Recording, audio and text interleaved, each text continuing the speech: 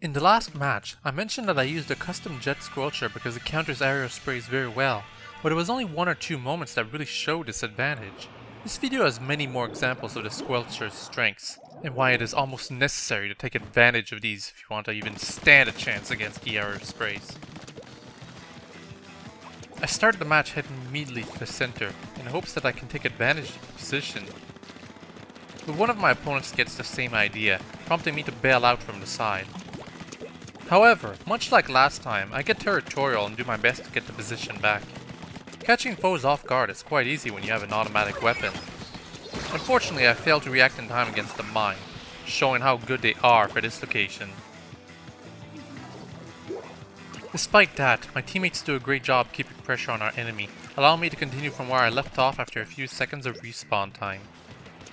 With the opposition nowhere in sight, I begin heading towards the west portion of the map to assist one of my teammates.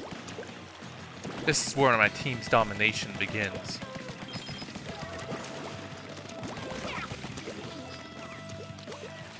One of the greatest locations to take over in this case is right up here. This position is actually even stronger than normal because I already outranged 3 of my enemies and none of them used a charger. Yet one of the small weaknesses of the squelcher is its lack of ink spread. It also runs out of ink somewhat quickly. With no one to outrange, I super jump back to assist one of my teammates near the center, but they get splatted before I reach them. Moreover, 2 foes are waiting for me on my landing spot. But with the Kraken special, I have nothing to fear.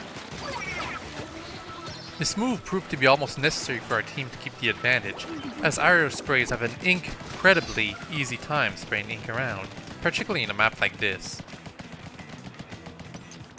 While risky, I attempt a close combat ambush on one of my opponents. While I successfully pull it off, never forget that an aerospray has a massive rate of fire that gives them a massive advantage in such situations, even despite their lack of power.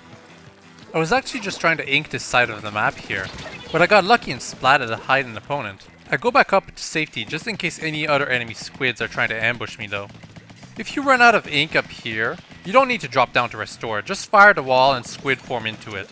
Keep in mind that this isn't a viable hiding spot though. The Kraken special is not that viable to defeat fleeing enemies. It worked out in this case, but only because the foe ran out of ink to swim into. Here, I try the same type of ambush against the same player. It doesn't quite work out this time. It also wasn't really necessary, as my ally back there had a Ningzuka ready to blast the foe with. I spent some time cleaning up our side here, but this is really not something the Jet Squelcher is good at, so I eventually get back into the action. From the center, I easily take out the player aggravating my ally here, but then the player I ambushed twice decides to return the favor right here. Even with less than 10 seconds left, the arrow spray lets this player deals quite a bit of damage to our lead. I sneak a few more shots in to ensure they don't overtake it. While they didn't get close, it is important to remember that for the better part of this match, the opposition was constantly on its knees, squirming to find a way past our offense. Never underestimate an arrow spray team's ability to quickly turn things around. Weapons like the Squelcher, and I believe the Gals, counter them quite well, so consider wielding them if you want to show those sprayers a thing or two. Hope you all enjoyed this video and all have a very nice day.